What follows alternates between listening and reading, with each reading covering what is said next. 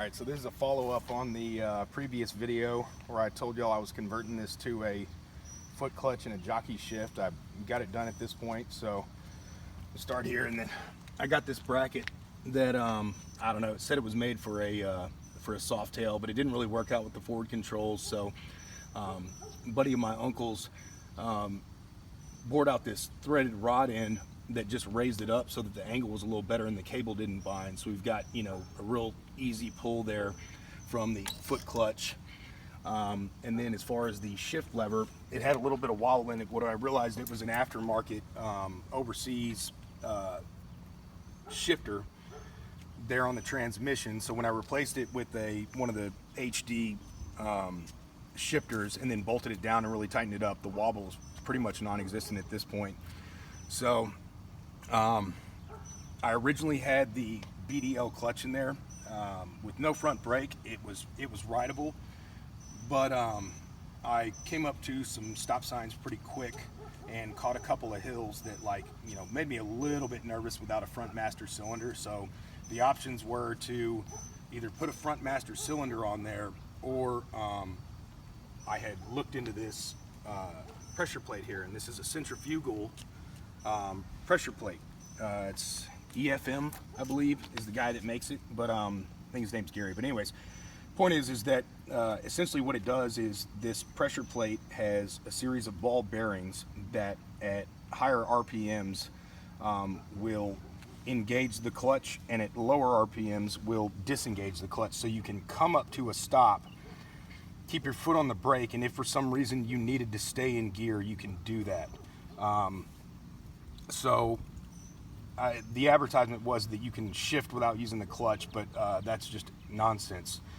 You still have to shift like normal, and coming up to a stop, unless I'm on a hill, I still am, you know, putting it, you know, I'm downshifting as normal and either going into neutral or going into first once I'm in a stop.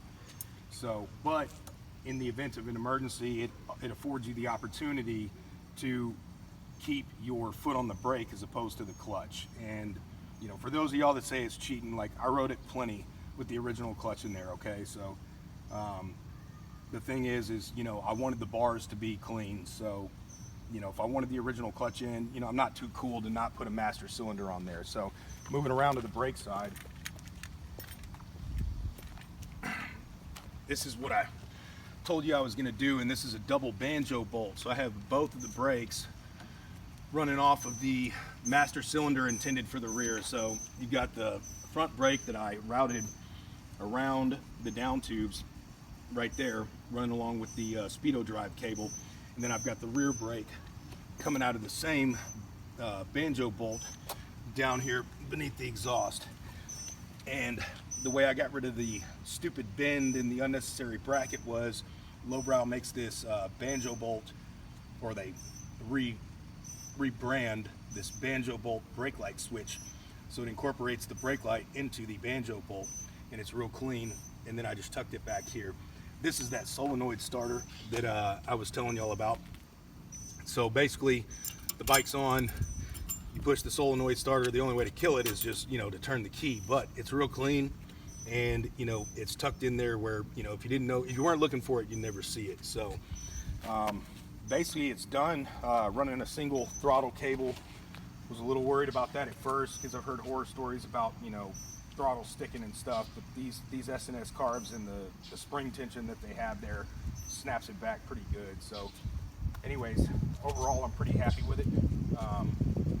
It's been a lot of fun to ride, even when I had the BDL clutch in there, which I may go back to, but for right now it's pretty fun. I've heard there's some maintenance issues with this EFM clutch as far as having to pull off the pressure plate and clean it, but I mean, it's 6 bolts, so I can't imagine how difficult it would be. I've probably put a few hundred miles on it at this point, and I hadn't had any issues with you know, clutch drag or clutch slippage. It took a long time to dial in, but now that I have it dialed in, it functions as advertised. So overall I'm pretty impressed. Hope you like it.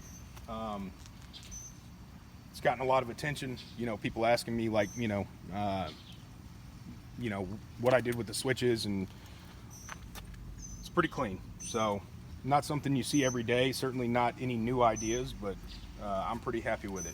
So